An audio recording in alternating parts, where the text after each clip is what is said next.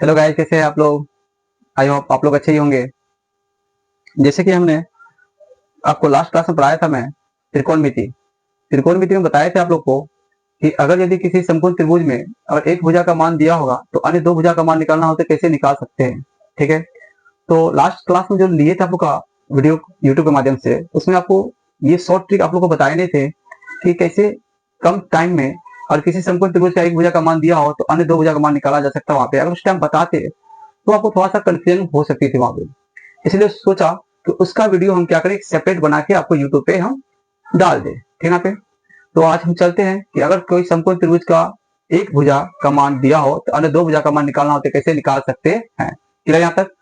तो चलते हैं। आप देखिए, एक सबसे बेहतर कॉन्सेप्ट है ट्रिपलेट रूल। कौन rule? Triplet rule. Triplet rule में होता क्या है कि अगर एक समकोण त्रिभुज दिया हो, जैसे मान लीजिए आपको बताए थे कि ये हुआ एक समकोण त्रिभुज हुआ, ठीक है, एक समकोण त्रिभुज हुआ, कोई दिक्कत? अब ये समकोण त्रिभुज में होता क्या है यहाँ पे कि अगर मान लीजिए ये हुआ हाइपो हाइपो एक मिनट हाइपोटेनियस, जिसको हम बोलते हैं क्या चीज? कर्ण। क्या बोलते हैं इसको? कर्ण। शॉर्ट में इंडिकेट करते किससे? एस से। ये हुआ बेस, जिसको बोलते हैं क्या चीज? आधार। क्या बोलते हैं इसको? आधार बोलते हैं, जिसको इंडिकेट करते किससे? बी से। और ये होता है परपेंडिकुलर, जिसको बोलते हैं लंब। परपेंडिकुलर, जिसको हम बोलते हैं क्या चीज? लंब। इंडिकेट करते किससे? पी से।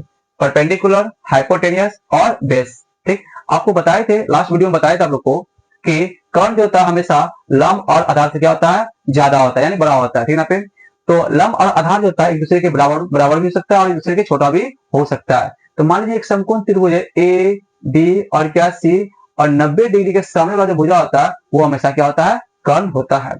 बट हमको इस वीडियो के माध्यम से जानना है यहाँ पे कि अगर मान लीजिए एक समकोण त्रिभुज में कोई एक भुजा दिया हो तो अन्य दो भुजा का मान कैसे निकाला जा सकता है बहुत ही कम टाइम में। ठीक है, ठीक है। अगर कोई समकोण त्रिभुज दिया होगा यहाँ पे आपको, तो आपको इस बात पे ध्यान रखना होगा यहाँ पे कि अगर समकोण त्रिभुज में अगर कोई वैल्यू दिया हो तो या तो वो सम संख्या होगा या तो वो क्या होगा? विषम संख्या होगा। तो पहले हम जाने की कोशिश करेंगे वहां पे कि अगर माने कोई समकोण त्रिभुज में अगर मान लीजिए कि आपको दिया रहेगा सम संख्या, यानी फॉर क्या चीज? Event number. For event number, यानी जिसको बोलते हैं क्या चीज? सम संख्या। क्या बोलते इसको? सम संख्या। क्या बोलते इसको? सम संख्या। अगर सम संख्या यहाँ पे दिया रहेगा, यहाँ पे जैसे मान लीजिए n का मान दिया होगा, मान लीजिए कितना? 4 दिया हो। अगर मान लीजिए एक भुजा का मान दिया हो, कितना दिया होगा? 4 दिया हो, तो अन्य दो भुजा का मान क्या होगा? और आपको ये बात ध्यान रखना होगा कि समकोण त्रिभुज में जो सबसे बड़ा जो भुजा होता है वो कर्ण ही होता है। क्लियर यहाँ तक? जो इसका ट्रिक क्या है यहाँ पे? ट्रिक पहले क्या करना है कि अगर सम संख्या दिया रहेगा तो n बाय क्या करना? n बाय क्या करना है? 2 करना, उसका होल स्क्वायर करना।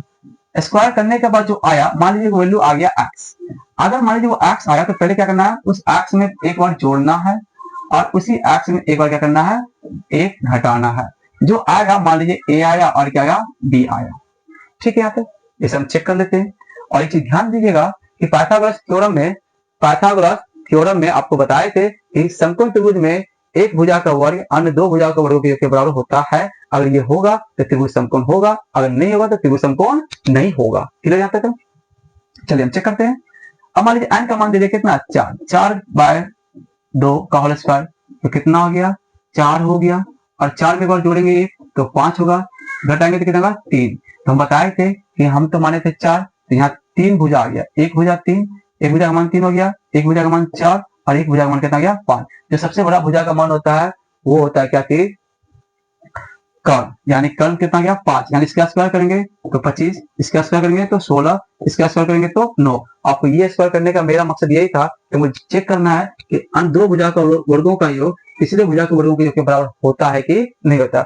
अगर दोनों के वर्गों के योग के बराबर तीसरे भुजा के वर्गों का योग वर्गों के बराबर होता है, समझ जाइएगा कि त्रिभुज समकोण है।